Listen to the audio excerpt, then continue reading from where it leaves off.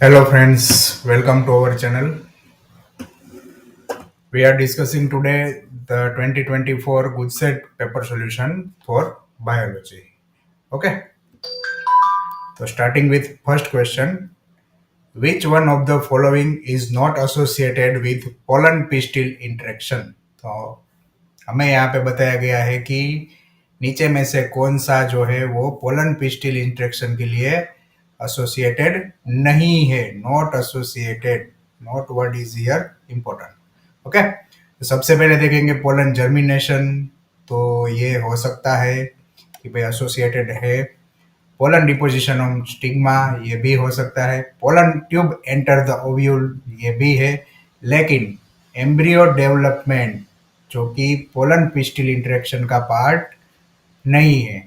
Okay, तो answer possibility क्या आ सकती है? Embryo development. तो पहले हम इसको देख लेते हैं कि भाई देखिए ये है हमारा, मान लो कि पिस्टिल, ठीक है, और इसके ऊपर है पोलन। ओके, अब ये जो पोलन है, ओके, ये जो है हमारा ओव्यूल है। ओके, ऐसे इसको एनाट्रोपस ओव्यूल है।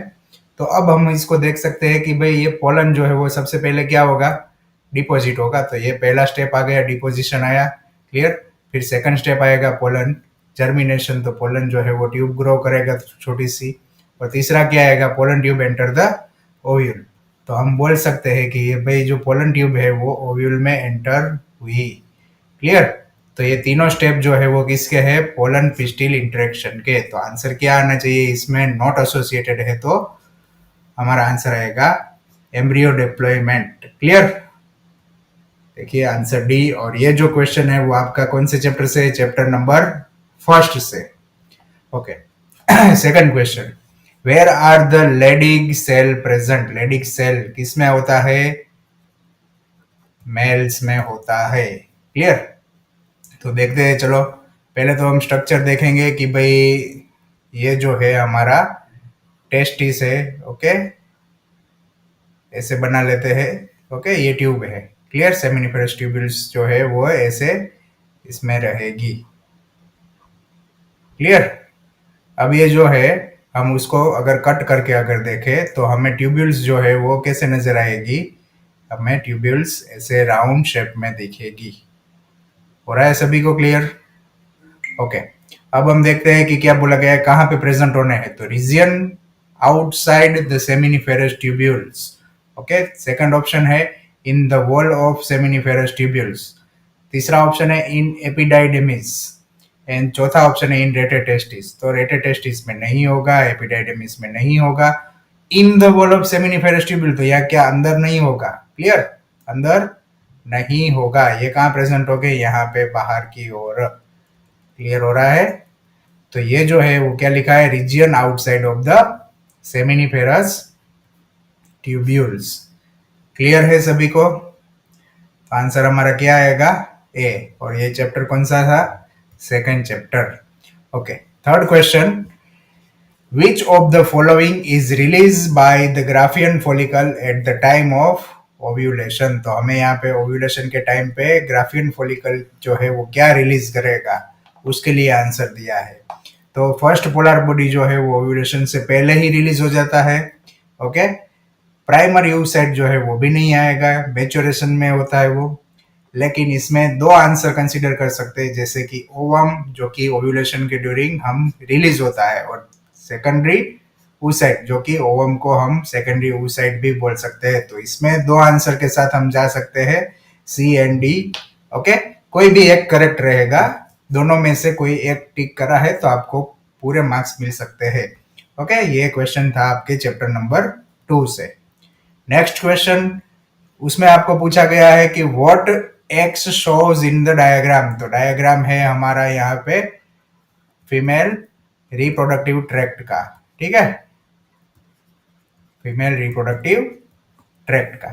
तो उसमें हमें पूछा गया कि एक्स क्या है। अब हमें पता होना चाहिए कि एक्स क्या है। ओके, ये कौन सी स्पेस है? ये जो है वो है हमारा एम्प्यूलरी रीजियन। ओके, तो यहाँ पे हमारा नाम आएगा एम्प्यूला। लेकिन उसके आगे भी थोड़ा देख लेते हैं, ये क्या है हमारा? इस्थमस, जहां पे क्या होता है? एम्प्यूलरी इस्थमिक जंक्शन पे जो है वहां पे फर्टिलाइजेशन होता है। क्लियर? तो हम यहाँ पे आंसर क्या रहेगा हमारा? एम्प्यूला। क्लियर है? ओके, नेक्स्ट देखते हैं। The hormone releasing intra uterine device, hormone releasing बोला गया है दोस्तों।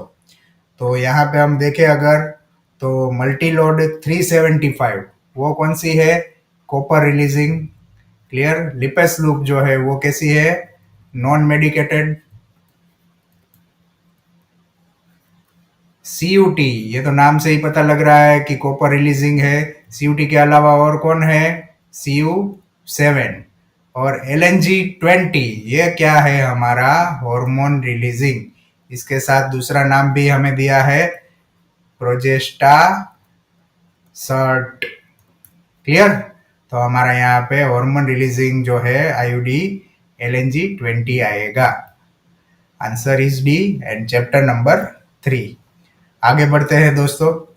Which one of the following is sexually transmitted infection is transmitted by the other method to other than sexual intercourse? तो sexual intercourse के साथ तो ये होते ही है सेक्सुअली ट्रांसमिटेड डिजीज, लेकिन दूसरी मेथड से भी होने वाले हैं। तो वो कौन सा डिजीज है नीचे दिए गए हैं उसमें से? तो पहला है सिफिलिस, दूसरा है गोनोरिया, तीसरा है chlamydiasis and fourth one is hepatitis B. तो इसके अंदर ये जो डिजीज है, ये तीनों के तीनों वो सभी है वो क्या हो गए? सेक्सुअल इंटरकोर्स से ही फैलेंगे। लेकिन हिपेटाइटिस बी जो है वो डिजीज हम ब्लड ट्रांसफ्यूजन से भी फैल सकता है। तो हम कह सकते हैं कि ये जो है हिपेटाइटिस बी वो other than sexual intercourse method से भी वो ट्रांसमिट होता है। Answer is D, chapter number 3। Okay, next question. In vitro fertilisation of embryo, in vitro fertilisation बोला है और क्या बोला गया है? एम्ब्रियो। ये वर्ड से यहाँ देखना है हमें, एम्ब्रियो मोर देन 8 ब्लास्टोमियर्स, यानी कि embryo with more than 8 blastomere. Okay, वो क्या होता है? Transfer into the uterus. तो यूटरस में ट्रांसफर होने वाले कितने हैं? एक ये है और एक ये है। ओके, गिफ्ट यानी कि गेमेट, तो ये आंसर नहीं आएगा। जिफ्ट, गिफ्ट यानी क्या होगा? गेमेट। ओके, जिफ्ट यानी जाइगोट। लेकिन जाइगोट जो होता है वो 8 ब्लास्टोमियर से क्या होता है? लेस देन 8 ब्लास्टोमियर, यानी कि 8 ब्लास्टोमियर तक नहीं पहुंचा होता है। तो वो क्या हो गया? कैंसल। आर्टिफिशियल इंसेमिनेशन, यानी कि हम जो है आर्टिफिशियली स्पर्म जो है वो एंटर करवाएंगे, तो ये भी मेथड नहीं आएगी। तो एक ही मेथड बची है, IUT। क्लियर? चलो, answer is D and chapter number 3। चलो गाइज, अब आ रहा है थोड़ा genetics. Okay, if the blood group of mother, blood group of mother, mother का ब्लड ग्रुप हमें बोला गया है क्या है? ए ब्लड ग्रुप। एंड फादर का ब्लड ग्रुप दिया गया है हियर इज ओ। ओके, तो पॉसिबिलिटीज देख लेते हैं पहले। तो जीनोटाइप्स बनाते हैं। एक ब्लड ग्रुप के लिए क्या होगा? IA। और दूसरा क्या आ सकता है? IA। क्लियर हो रहा है? फादर के लिए जो है ओ का क्या होगा? जीनोटाइप यही रहेगा। ओके, तो हमें ये सब चीजें मिली है। अब हम इसमें से पॉसिबिलिटीज देखते हैं। तो पॉसिबिलिटी फर्स्ट क्या होगी? मदर का ब्लड ग्रुप अगर ये रहा, ओके, और फादर अगर ये है, तो हम क्या कर सकते हैं? इसमें से प्रोजेनी क्या मिलेगी हमें? IA। क्लियर? दूसरा क्या मिल सकता है? Small I. दोनों के कितने चांसेस है? 50%। Okay, good. तो ये जो है एक चांस हुआ, उसमें ये क्या कौन सा ग्रुप है? ए, और ये कौन सा है? ओ।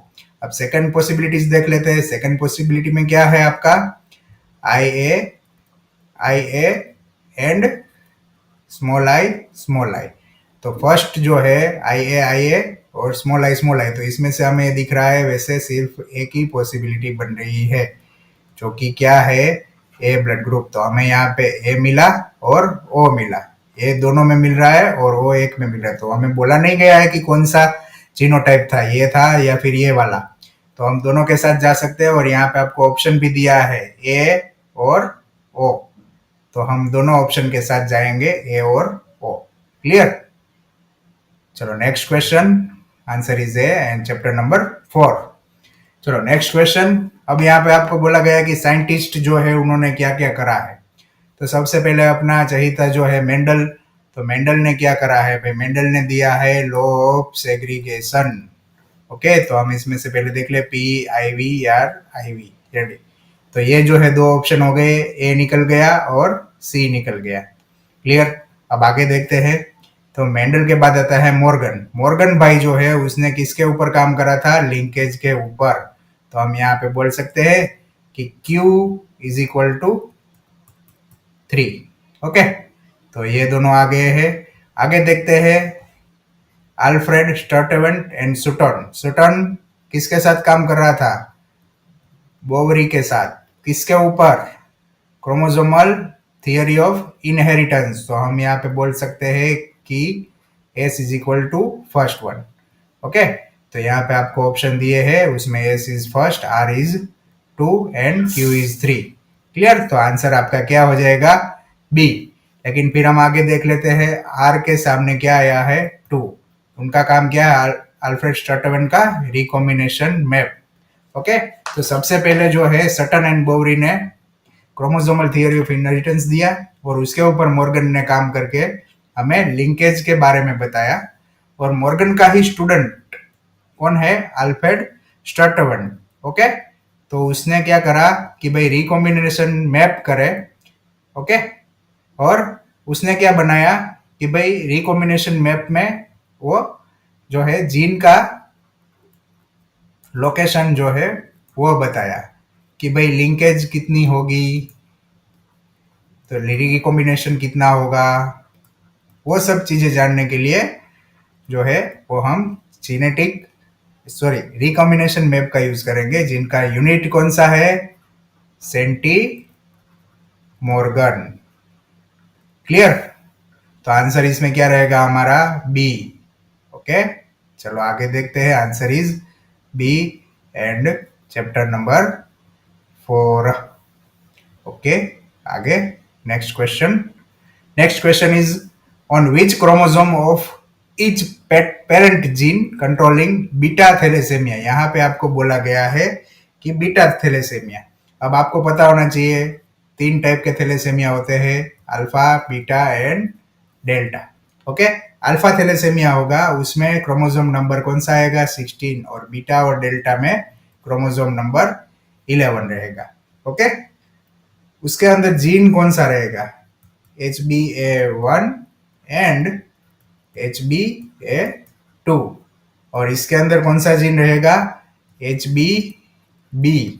और इसके अंदर क्या रहेगा, हैप्पी बर्थडे, HbD, डेल्टा का D, बीटा का B, और यहाँ पे अल्फा का A।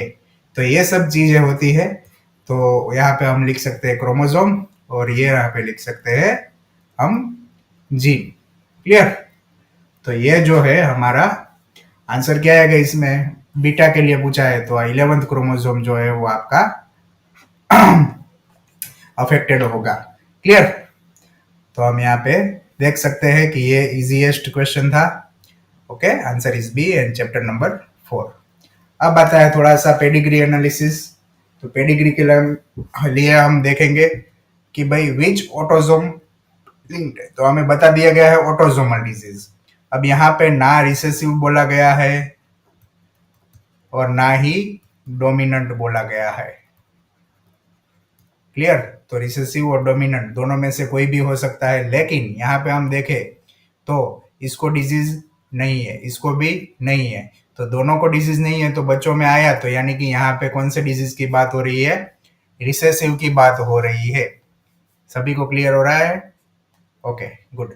और दोनों में देखो, बॉयज में भी है और गर्ल्स में भी है, यानी कि मेल में भी है प्रेजेंट और फीमेल में भी है। तो इस डिजीज को हम क्या कह सकते हैं, ऑटोसोमल। क्लियर? चलो देखते हैं, इसमें से सबसे पहले आता है हीमोफीलिया। हीमोफीलिया कौन सा डिजीज है भाई? एक्स लिंक्ड रिसेसिव डिजीज है। क्लियर? मायोटोनिक डिस्ट्रोफी वो जो है ऑटोसोमल डोमिनेंट डिजीज है। सिकल सेल एनीमिया ये जो है हमारा ऑटोसोमल रिसेसिव डिजीज है। और कलर ब्लाइंडनेस जो है वो सेक्स लिंक्ड रिसेसिव डिजीज है। तो हमें यहाँ पे ऑटोसोमल डिजीज बोला गया है और ये पेडिग्री जो है वो ऑटोसोमल रिसेसिव के लिए है। यहाँ पे आपको आधी इंफॉर्मेशन दी गई है, आधी आपको खुद फाइंड करनी है।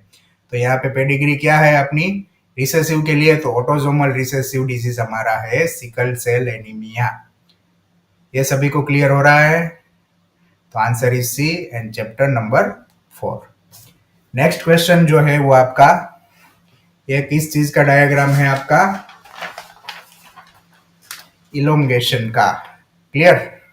तो ये जो है हम बोलेंगे इलोंगेशन।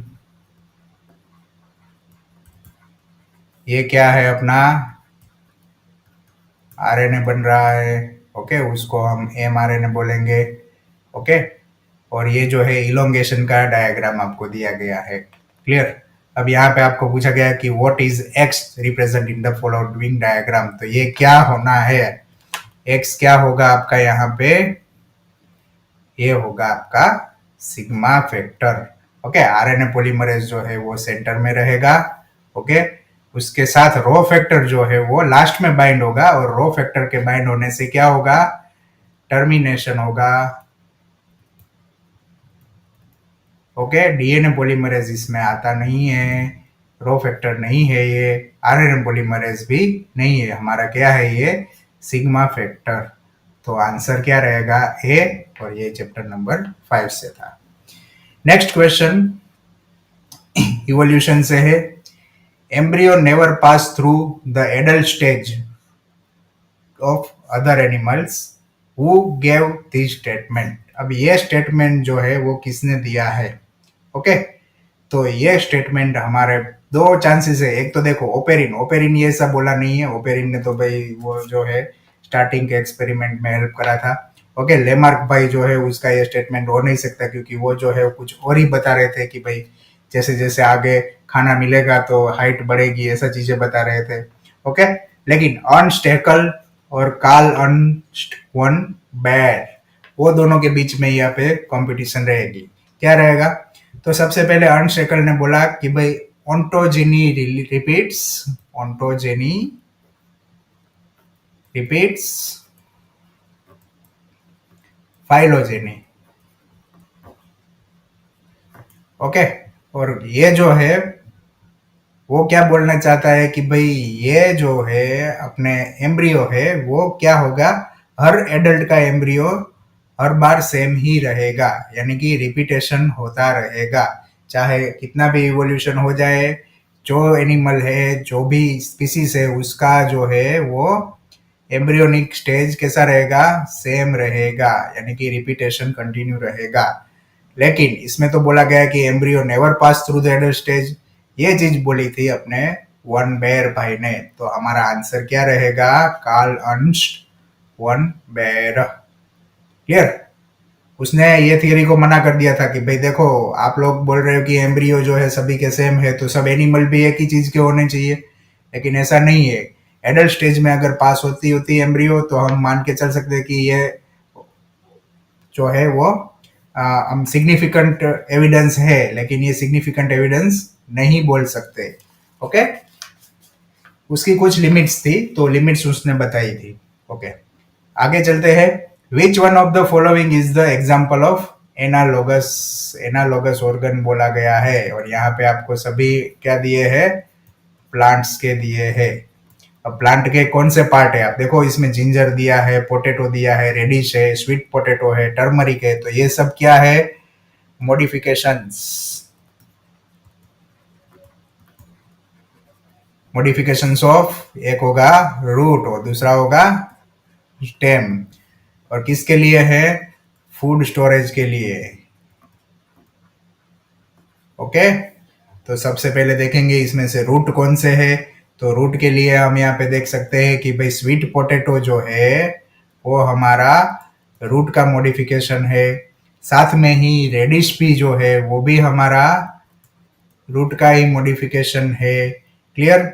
और बाकी जो बचे हैं potato, ginger and turmeric, potato, ginger and turmeric, ये तीनों जो है हमारे स्टेम के मॉडिफिकेशंस है। तो हम यहाँ पे देखेंगे कि रूट और स्टेम के बीच में जो कॉम्बिनेशन दिया है उसका हम यूज कर सकते हैं। तो इसमें देखो पोटैटो एंड जिंजर, तो वो दोनों तो स्टेम के हो गए, तो ये निकल गए। Sweet potato and radish, okay, तो ये भी एक दूसरे के ही है, तो वो भी निकल गया। स्वीट पोटैटो एंड पोटैटो, तो ये हम बोल सकते हैं रूट और स्टेम वाला। जिंजर एंड टर्मेरिक भी स्टेम के ही है, तो ये नहीं आ सकता आंसर, तो आंसर क्या रहेगा आपका सी। ओके, चलो नेक्स्ट पे चलते हैं। Which of the following is not affected Hardy Weinberg principle? Hardy Weinberg principle को अफेक्ट ना करने वाला कौन सा है? तो हमें यहाँ पे सिंपल डायरेक्ट आंसर मिलेगा। यहाँ पे एडेप्टिव रेडिएशन, जीनेटिक ड्रिफ्ट करता है, जीन माइग्रेशन करता है, म्यूटेशन भी करेगा। क्लियर। तो एडेप्टिव रेडिएशन जो है वो आंसर रहेगा आपका। ये डायरेक्ट आंसर था, straight forward.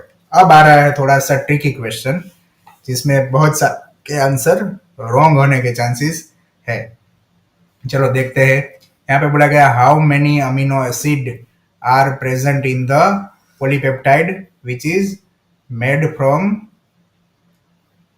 Given mRNA। Okay, तो हम यहाँ पे गिवन mRNA दिया गया 5 days to 3 days, और इसमें से कितने बनेंगे? तो यहाँ पे 10, 4, 8, 7 चारों ऑप्शन दिए हैं। हम फाइंड आउट करेंगे। सबसे पहले इसके बेसिक्स पता होने चाहिए कि भाई हमें चलना किस तरफ है। तो सबसे पहले हमें चलना है 5 days to 3 days की ओर। ओके, दूसरी चीज बोला है कि भाई ट्रिपलेट फॉर्म में चलेंगे। ओके, तो ट्रिपलेट कोडोन को हम देखेंगे यहाँ पे। ओके, ये हमें दिया गया है क्या? mRNA। तो यहाँ पे हमें क्या मिलेगा? कोडोन मिलेंगे। अब यहाँ पे हमें पता है एक होता है स्टॉप कोडोन और एक होता है स्टार्ट कोडोन।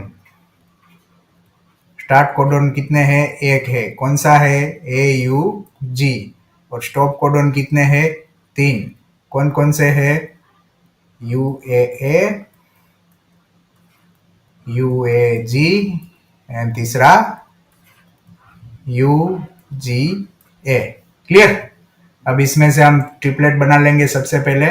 ओके, 5 days की ओर से। तो यहाँ पे ट्रिपलेट बन रहे हैं UUU, UCU, AUG, CUG, GUG, GCU, UGA, UUU, UCC and CCU।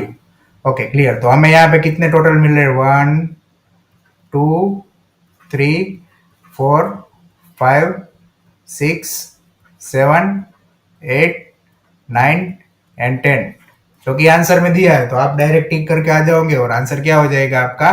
Wrong. क्यों? क्योंकि हमें यहाँ पे बोला गया है स्टार्ट कोडोन और स्टॉप कोडोन। तो स्टार्ट कोडोन कौन सा है? हमारा AUG। तो हमेशा याद रखना AUG से फर्स्ट कोडोन स्टार्ट होगा। तो फर्स्ट क्या है? AUG। हमें कौन सी डायरेक्शन में जाना है? इस तरफ। चलो चलते हैं। CUG, नो, स्टॉप कोडोन नहीं है। GUG स्टॉप कोडोन नहीं है। GCU स्टॉप कोडोन नहीं है, लेकिन UGA। अब UGA जो है वो किसी को कोड नहीं करेगा, तो यहाँ पे क्या हो जाएगा? हमारा चेन रुक जाएगा। तो ये स्टॉप कोडोन आ गया। तो कितने पॉलीपेप्टाइड का चेन बना? 1, 2, 3, 4। तो हम यहाँ पे बोल सकते हैं कि 4 सब यूनिट बनेंगे। क्लियर। तो ये दोनों हो गए कैंसल। हो रहा है सभी को क्लियर? ओके, चलो next question number 17। How many types of anticodon are present in a cell? अब ये भी ट्रिकी है थोड़ा सा।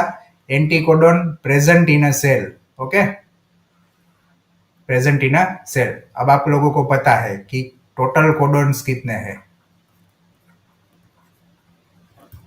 64। ओके, अब इसमें से हम देखें तो एंटीकोडोन भी 64 होने थे, लेकिन इसमें से एमिनो एसिड के लिए कोड करने वाले कितने हैं? सिर्फ 61। बाकी के कौन है? स्टॉप कोडोन, जिसके पास कोई अमीनो एसिड नहीं है। क्लियर। तो हम बोल सकते हैं कि जो अमीनो एसिड को कोड कर रहे हैं उनके पास क्या हो गए? Anti codon. तो जितने अमीनो एसिड को कोड कर रहे हैं उतने ही एंटी कोडन प्रेजेंट हो गए। तो इसमें आंसर आपको दिया है 61। Answer is 61। चलो next.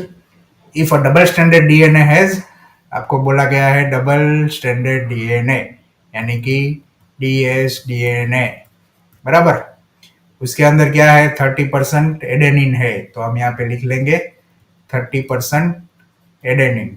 So what is the percent of cytosine, हमें यहाँ पे फाइंड आउट क्या करना है, साइटोसिन क्या होगा।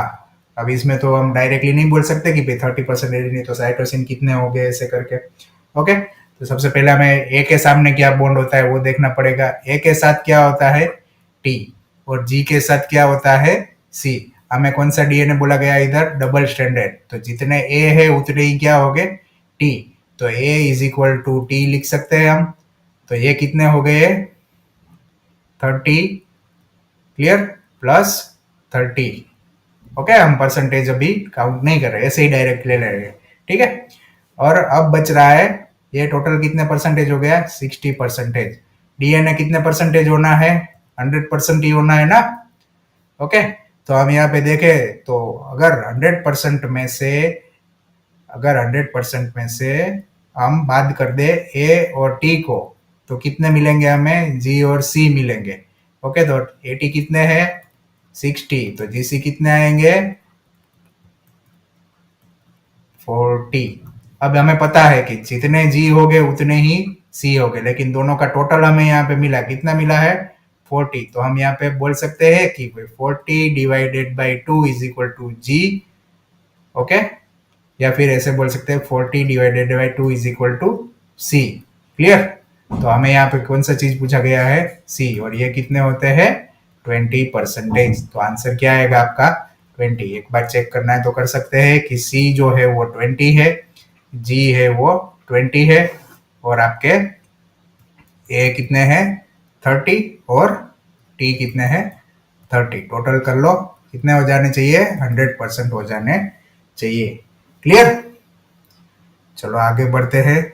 Answer is C. Question number 19। On the basis of which of the following symptoms doctors tell X patient is suffering from pneumonia. Pneumonia में क्या होता है भाइयों, न्यूमोनिया जो है वो लंग्स के रिलेटेड डिजीज है, और जिसके अंदर जो है लंग्स के अंदर वाटर म्यूकस फिल हो जाता है। ओके, तो लंग्स जो है वो प्रॉपरली फंक्शन नहीं करेंगे, यानी कि ऑक्सीजन सप्लाई कम हो जाएगा बॉडी में। बॉडी में अगर ऑक्सीजन सप्लाई कम होगा तो बॉडी कैसा दिखेगा, ब्लूइश इन कलर। ओके,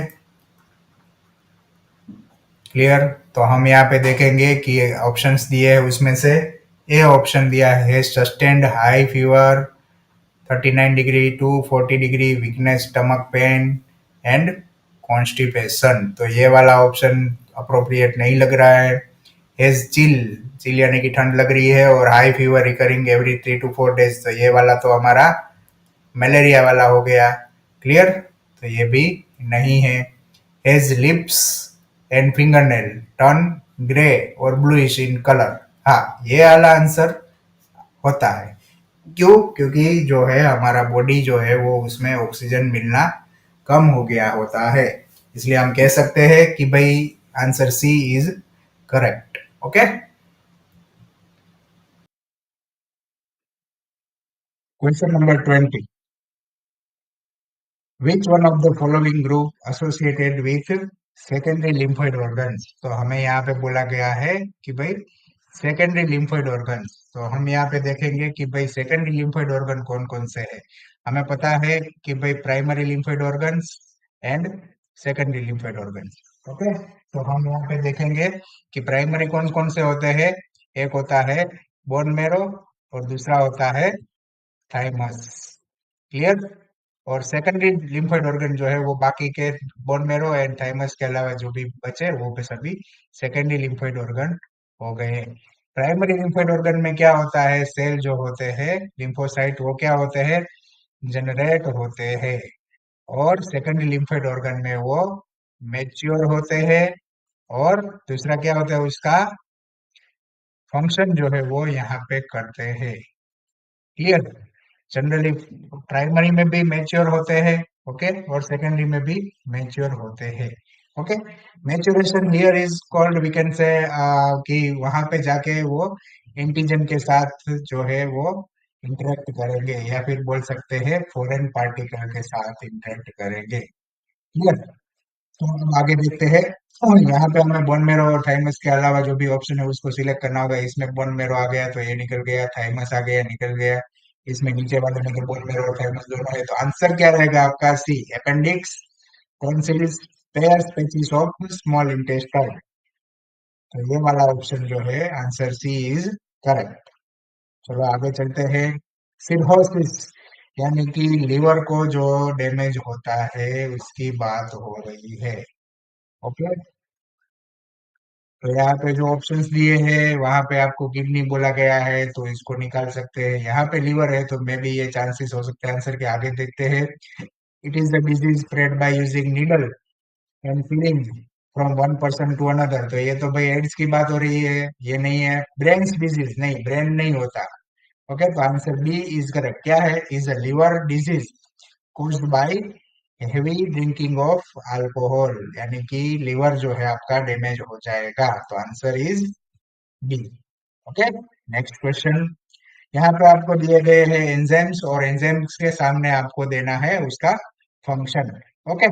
तो यहाँ पे हम जाएंगे सबसे पहले स्ट्रेप्टोकाइनेस के साथ, ओके। तो स्ट्रेप्टोकाइनेस जो है वो क्या कर रहा है? तो वो कर रहा है यहाँ पे रिमूविंग। तो हम यहाँ पे लिख सकते हैं, पहले तो यहाँ लिख लेंगे P Q R and S, okay okay.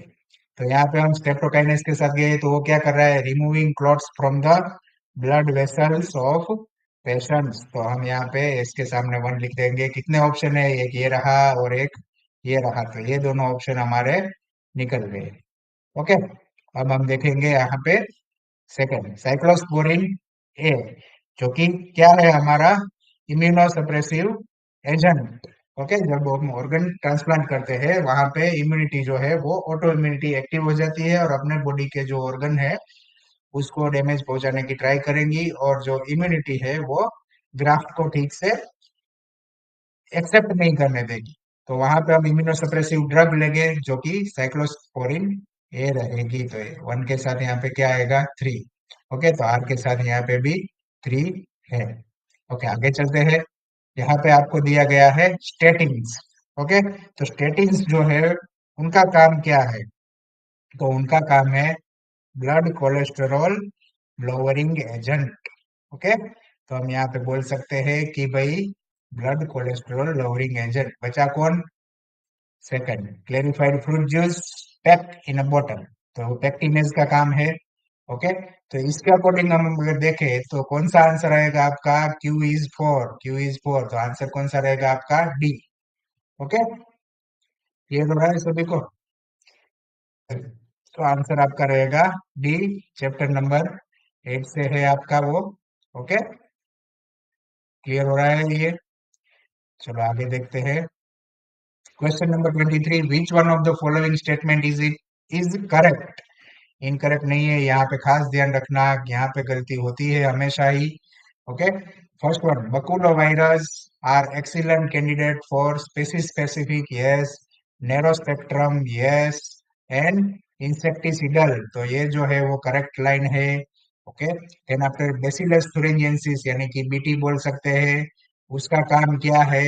Use to control butterfly caterpillars, okay. यहाँ पे हम बोल सकते हैं कि भाई बटरफ्लाई कैटरपिलर जो है उसको हम ले सकते हैं। कौन कौन होता है उसके अंदर? बीटी किसके लिए यूज करते हैं हम? एक तो रहता है हमारा लेपिडोप्टेरान, लेपिडोप्टेरान। दूसरा क्या आएगा? कोलियोप्टेरान। और तीसरा क्या आएगा? तीसरा आएगा अपना डिप्टेरा। ये सभी जो है वो इंसेक्ट के टाइप बोल सकेंगे। क्लियर? तो ये जो है वो बेसिलस thuringiensis कैटरपिलर को किल करेगा। Lady bird is useful to get rid of mosquitoes. यहाँ पे लेडी बर्ड आपको बोला गया है और मॉस्किटो बोले गए, वो जो कि कॉम्बिनेशन नहीं है। लेडी बर्ड जो है वो किसके लिए यूज होता है? एफिड के लिए। और मॉस्किटो के लिए कौन है अपना यहाँ पे? जो हेलीकॉप्टर है वो, हेलीकॉप्टर कौन है अपना? हेलीकॉप्टर है अपना ड्रैगन फ्लाई। वो किसके लिए यूज करोगे? मॉस्किटोज के लिए। ओके, तो ये चीज आपको दिख गई कि लेडी बर्ड जो है वो किसके लिए यूजफुल होगा? एफिड के लिए। क्लियर? तो ये वाला स्टेटमेंट रॉन्ग हो गया। Trichoderma fungus are used in a biocontrol agent for animal pathogen. नहीं, एनिमल पैथोजन के लिए नहीं है, वो किसके लिए है? प्लांट के लिए है। तो हम यहाँ पे ये वाला भी रॉन्ग कर सकते हैं। तो यहाँ पे ऑप्शन 1 एंड 2 इज करेक्ट। तो इसमें देखो 2 and 4, 1, 3 and 4, 1 and 2, yes, option C is correct. Clear? Okay, आगे देखते हैं। Which of the following statement is correct? फिर से आपको पूछा गया है कि भाई करेक्ट कौन सा है। तो यहाँ पे पहला स्टेटमेंट है heterotrophic cyanobacteria are used as a fertiliser in paddy plant. Yes, paddy field के लिए हम साइनोबैक्टीरिया यूज करते हैं, लेकिन वो हिट्रोट्रोफिक नहीं होते। कैसे होते हैं? ऑटोट्रोफिक होते हैं। ओके, सेकंड इज, ये गलत हो गया, azospirillum and azotobacter live as symbiosis. नहीं, ये सिम्बायोसिस नहीं है, ये कौन से है? फ्री लिविंग है। तो यहाँ पे आगे रीड करने की रिक्वायरमेंट ही नहीं है, ये हो गया रॉन्ग। आगे आते हैं, many member of the genus Monascus form mycorrhiza. नहीं, मोनास्कस जो है वो माइकोराइजा फॉर्म नहीं करेंगे। अब एक ही लाइन बचा है जो कि क्या है? Many member of a genus Glomus forms mycorrhiza. तो ये वाला लाइन आपका करेक्ट है, हमें यहाँ पे पूछा गया है करेक्ट। तो आंसर आपका रहेगा यहाँ पे डी। क्लियर? आगे चलेंगे। यहाँ पे इजी क्वेश्चन है, एकदम इजी, कि भाई पेलिंड्रोमिक सीक्वेंस आपको पूछा गया है। पेलिंड्रोमिक सीक्वेंस क्या होते हैं? मान लो कि मेरे पास एक नाम है नितिन। क्लियर? अब इसको हम इस तरफ से रीड करें तो क्या रीड हो रहा है? नितिन। इस तरफ से रीड करें तो क्या हो रहा है? नितिन हो रहा है। क्लियर? तो यहाँ पे आपको एक सीक्वेंस दी गई है जो आपको याद होनी ही चाहिए, GAATTC। इसका एक डेज क्या है? 5 डेज। एक एंड क्या है आपका? 3 डेज। इसके सामने कॉम्प्लीमेंट्री क्या बनेगा? GAATTC। और इसका 3 डेज एंड होगा, इसका 5 डेज। देखो, इसको इस तरफ से रीड करेंगे तो भी सेम होगा, इस तरफ से रीड करेंगे तो भी सेम होगा। तो इसको क्या बोलेंगे हम? Palindromic sequence. क्लियर? तो इसमें से देखो, जो आप क्वेश्चन ए में क्या दिया गया? ऑप्शन ए GAATTC, लेकिन सामने वाला देखो, जी के सामने टी नहीं आता, तो ये वाला हो गया अपना रॉन्ग। सेकंड में दोनों तरफ देखो 5 डेज दे दिए, तो ये भी रॉन्ग है। तीसरा जो है उसमें CTT, तो ये तो दोनों सेम सेम ही दे दिए है भाई, तो ये भी रॉन्ग है। आंसर क्या होना चाहिए? यही है जो हमारे साथ मैच कर रहा है, GAATTC। GAATTC, तो ये वाला जो है वो करेक्ट है। क्लियर? चलो आगे बढ़ते हैं। In gel electrophoresis technique, gel electrophoresis में क्या होना है? तो जेल इलेक्ट्रोफोरेसिस टेक्निक में bright blue coloured band, bright blue नहीं होता मेरे दोस्तों, ऑरेंज होता है। और विजिबल लाइट भी नहीं होती, यूवी लाइट होती है। तो ये पहला statement wrong. DNA fragment can visualise in visible light, फिर से एक बार आया, और विदाउट स्टेनिंग नहीं होता, विथ स्टेनिंग होता है। तो आउट नहीं होगा, तो ये थोड़ा सा करेक्ट था, लेकिन यहाँ पे यूवी लाइट होगी, तो ये भी हो गया wrong. Third option, the natural polymer, natural polymer use होता है किसके अंदर? एज अ मैट्रिक्स, मैट्रिक्स में यूज होता है, यानी कि इसको हम बोलेंगे gel. Okay, which is extracted from seaweeds. ये वाला थोड़ा करेक्ट लग रहा है। आपके क्लास 11 में ये चीज आई हुई है। ओके, जो हम जेलिडियम के साथ हम पढ़े थे, वहां पे हमें क्या मिला था? अगारोज, और अगारोज का ही जेल हम यूज कर रहे हैं। ठीक है, तो ये हमें क्या मिल रहा है? Correct. The larger the DNA fragment size, further it move. अब देखो ये वाला अगर मान लो कि आपका जेल है, क्लियर, और जेल के अंदर ये अपने वेल्स है, ओके, तो जितना लार्ज मोलेक्यूल होगा वो कैसा रहेगा, नजदीक रहेगा, ओके, और जितने स्मॉल मोलेक्यूल होंगे वो दूर चले जाएंगे, क्लियर। तो लार्जर इधर रहेगा और स्मॉलर इधर रहेगा। तो आप देख सकते हैं कि भाई लार्ज जो है वो वेल के नजदीक रहेगा, ना कि फारदर। तो ये वाला भी रॉन्ग हो गया। तो आंसर क्या रहा आपका, सी। चलो नेक्स्ट देखते हैं, DNA polymerase which is used in PCR. Okay, तो हमें यहाँ पे बोला गया है कि भाई डीएनए पॉलीमरेज जो है वो कौन सा यूज हो रहा है, DNA polymerase used in PCR. Okay, isolated from which of the following bacteria. अब ये सिंपल सा है, डीएनए पॉलीमरेज कौन सा यूज होता है, टेक डीएनए पॉलीमरेज। टेक का फर्स्ट ऑप्शन टी, टी है इसमें, हाँ है, थर्मस। एक्यू यानी एक्वाटिकस, तो ये रहा, तो आपका आंसर सीधा ये आएगा। ओके, आप सबको पता है ये जो है वो हाई टेम्परेचर टॉलरेंस भी रखता है, क्लियर। तो उसके लिए हम इसको यूज करते हैं। Answer is a. चलो नेक्स्ट, एलिजा सिस्टम। एलिजा का फुल फॉर्म किसको पता है, चलो, एलिजा। एलिजा का फुल फॉर्म है एंजाइम लिंक्ड इम्यूनो सोर्बेंट एस्टे। अब यहाँ पे हमें प्रिंसिपल सीधा डायरेक्टली पता चलता है कि जहाँ पे एंजाइम लिंक होगा, एंजाइम कौन सा होता है, प्रोटीनेशियस होता है, ओके।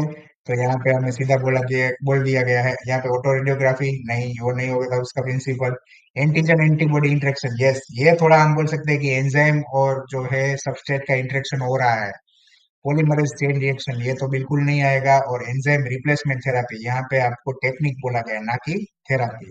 तो एंटीजन एंटीबॉडी इंटरेक्शन के ऊपर डिपेंड रहता है, जिसमें एक प्लेट होगी, उसके ऊपर आपको क्या प्लॉट कर दिया जाएगा, वहां पे एंजाइम्स रहेंगे जो कि क्या है हमारे antigen, okay, sorry antibody trap रहेंगे यहाँ पे, ओके। और अब हम क्या करेंगे, उसके ऊपर अपना ब्लड या फिर जो भी सैंपल होगा वो ऐड करेंगे। सैंपल के अंदर क्या प्रेजेंट होगा, एंटीजन। तो यहाँ पे जो है एंटीबॉडी जो ऐसा होगा उसके ऊपर क्या आएगा, एंटीजन प्रेजेंट हो जाएगा, और उसके अकॉर्डिंग ये क्या देगा हमें, यहाँ पे एंजाइम जो प्रेजेंट होगा वो क्या प्रोड्यूस करके देगा, कलर, जिसकी वजह से हमें पॉजिटिव रिजल्ट मिलेगा। फिर इसमें ज्यादा डीप में नहीं जाएंगे, शॉर्ट ही रखना है हमें। आगे देखते हैं, for which disease the alpha one anti trypsin is used. कौन से डिजीज में alpha one anti trypsin use होता है। अब ये सिंपल सा है, डायरेक्टली आंसर सी के साथ हम जाएंगे, इसमें ज्यादा डिस्कशन नहीं होना है, okay. In which system the specific mRNA becomes silent. Okay, कौन सी सिस्टम में जो है स्पेसिफिक एमआरएनए जो है साइलेंट होता है। साइलेंट बोला गया है तो यहाँ पे क्या आएगा, जीन साइलेंसिंग। जीन साइलेंसिंग का मतलब हो गया आरएनए आर टेक्निक, जहाँ पे डीएस आरएनए का यूज होता है, ओके। तो यहाँ पे बोला गया है आपको डीएस आरएनए, और यहाँ पे आरएनए आई, आंसर आपको दे दिया गया है, क्लियर। आगे देखते हैं, choose the correct option for P and Q in the given diagram. अब यहाँ पे डायग्राम दिया, आपको इंटरप्रेट कर सकते हैं, आई यानी कि क्या होगा यहाँ पे, इमिग्रेशन। यहाँ पे ई यानी क्या होगा, एमिग्रेशन। डी यानी कि डेथ, और बी यानी कि बर्थ। अब आपको पता होना चाहिए कि बर्थ होने से क्या होगा, पॉपुलेशन में इंक्रीज होगा, डेथ होगी तो डिक्रीज होगा, इमिग्रेशन होगा तो पॉपुलेशन क्या होगा, इंक्रीज होगा, और इमिग्रेशन यानी कि लोग चले जाएंगे तो क्या होगा, नेगेटिव होगा। तो आप यहाँ से सिंपली दे सकते हो कौन सा है, P minus Q minus, okay, तो ये वाला आंसर करेक्ट है। तो ऐसे क्वेश्चन में टाइम वेस्ट नहीं करना है, हमें दूसरे क्वेश्चन जो कि थोड़े से टाइम टेकिंग है उसके ऊपर हम ध्यान देंगे, ओके। तो फॉर वर्ल्ड पर लॉजिस्टिक ग्रोथ, ये जो है उसका हमें फॉर्मूला दिया गया है, इसके अंदर आपको बोला गया व्हाट इज के। के यानी कि आप इसको सिंपली याद रख सकते हैं के, यानी कि बोला गया है यहाँ पे कैरिंग कैपेसिटी। और मेरा एक सजेशन है कि आप कैरिंग का स्पेलिंग थोड़ा इधर मिसप्लेस कर दो और के कर दो। ओके, कि कैरिंग कैपेसिटी, तो कैरिंग। ओके, तो ये वाला वर्ड यूज करेंगे तो आपको याद रहेगा इजीली, कैरिंग कैपेसिटी। ओके, दूसरा देख लेते हैं यहाँ पे कि यहाँ पे आपको बोला गया है पॉपुलेशन डेंसिटी, वो क्या है आपका पॉपुलेशन डेंसिटी, क्या होगा इसमें से? चलिए जल्दी बताइए, पॉपुलेशन डेंसिटी क्या होगा? क्योंकि आपको दिया गया है यहाँ पे एन फॉर्म में। ओके, तो उसको हम बोलेंगे कैपिटल एन। कैरिंग कैपेसिटी जो है वो हमारा के है। Intrinsic rate of natural increase जो है वो क्या हो गया हमारा, जो कि आर दिया गया है, वो हमारा intrinsic rate of natural increase का है, जिसमें हम नेचुरली जो पॉपुलेशन इंक्रीज होती है उसका रेट बताया गया है। ओके, तो आंसर क्या है आपका कैरिंग कैपेसिटी। चलो इसमें आगे चलते हैं। The pyramid of biomass are generally inverted, biomass के पिरामिड हमेशा सीधे होते हैं। इन्वर्टेड के लिए एक ही ऑप्शन आपका है सी। ओके, बाकी सभी के बायोमास के पिरामिड कैसे हो गए? सीधे हो गए, ऐसे हो गए। इन्वर्टेड जो है वो ऐसा होता है। ओके, तो ये सिंपल था। आगे चलते हैं। Which of the following is responsible for the beginning of detritus food chain? detritus food chain कहाँ से स्टार्ट होता है? तो कि डेड और डिकेइंग मैटर से होगा। अब इसके अंदर जो है फाइटोप्लैंक्टन जो है वो डेड और डिकेइंग के ऊपर काम नहीं करेंगे। algae जो है वो काम नहीं करती, जू प्लैंक्टन काम नहीं करता, लेकिन फंगी जो है वो करती है। तो यहाँ पे fungus is the correct answer. Okay, 35th question. In 2002, तो 2002 में क्या हुआ था? वर्ल्ड समिट रखी थी और किसके लिए थी? Sustainable development. कहाँ तक उसको कंप्लीट करना था? 2010 तक। Okay, achieve till 2010। कहाँ पे रखी गई थी ये? तो ये रखा गया था हमारा जोहानेसबर्ग में। दूसरी एक रखी गई थी रियो डी जेनेरियो में, जिसका ईयर था 1992। क्लियर?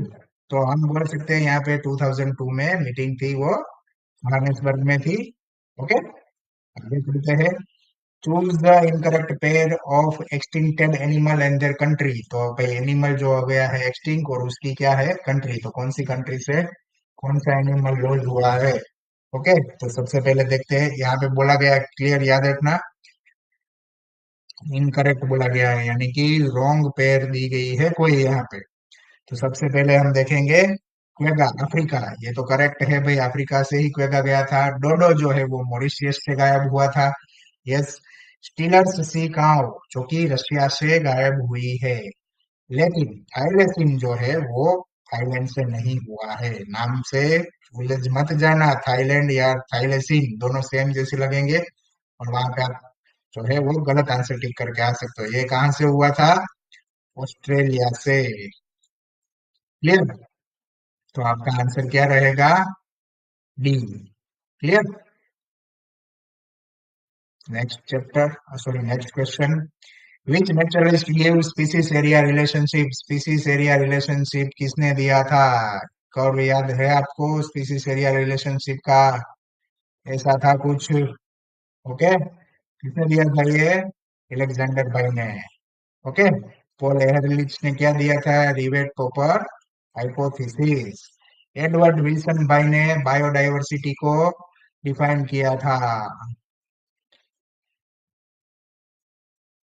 डेविड टिलमान भाई जो है उसने बायोडायवर्सिटी के लिए भी काम करा है। ओके, तो ये सब चीजें हैं। डेविड टिलमान भाई ने भी काम करा है। उसने बोला था कि भाई अगर जो है एक टाइम पीरियड के साथ हम चले तो जो है स्पीसीज है, ओके, वो क्या है वेरिएशन जो है वो ज्यादा नहीं लाएगी, यानी कि वेरिएशन कैसे रहेंगे? लो रहेंगे। और दूसरा उसने बोला था कि अगर डाइवर्सिटी इंक्रीज हो रही है तो क्या इंक्रीज होगा? प्रोडक्टिविटी भी इंक्रीज होगी। तो ये आप जान सकते हैं कि भाई एलेक्जेंडर वन हम्बोल्ट भाई ने स्पीसीज एरिया रिलेशनशिप पे काम करा था। जो कि क्या बोलना चाहते थे कि एरिया बढ़ेंगे, उसके साथ स्पीसीज भी बढ़ेंगी, लेकिन एक लिमिट तक। क्लियर? चलो, next question. Which type of interaction is seen in between sea anemone and clownfish? अब इसमें फायदा किसका है, नुकसान किसका है? सी एनेमोन को कुछ मिलेगा? नहीं मिलेगा। क्लोन फिश को क्या मिल रहा है? प्रोटेक्शन मिल रहा है। तो इसमें हम देख सकते हैं पैरासाइटिज्म में एक का फायदा है, एक का नुकसान है। प्रीडेशन में एक का फायदा, एक का नुकसान। म्यूचुअलिज्म में दोनों का फायदा है। और कम्युनिज्म नहीं, गलत वर्ड है यहाँ पे, टाइपिंग मिस्टेक हो सकती है। यहाँ पे वर्ड आएगा कमेंसलिज्म। क्लियर? तो कमेंसलिज्म में एक का फायदा, एक का ना फायदा ना नुकसान। क्लियर? तो ये वर्ड गलत है। ओके, कम्युनिज्म वर्ड नहीं है, कमेंसलिज्म है। और ये आंसर आपका करेक्ट रहेगा। क्लियर? तो आंसर क्या रहेगा आपका? डी। आगे देखते हैं। The ovule is attached to placenta by. अब ये जो है हमारा ओव्यूल है। क्लियर? और ये जो है वो अटैच किससे होगा? प्लेसेंटा से। तो ये यहाँ पे प्लेसेंटा प्रेजेंट है, तो इसको क्या बोलेंगे हम? हाइलम। हाइलम बोलेंगे ना इसको, कि फनिकल होगा।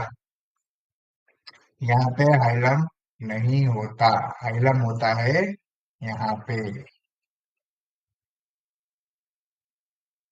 और ये जो है आपका फनिकल रहेगा।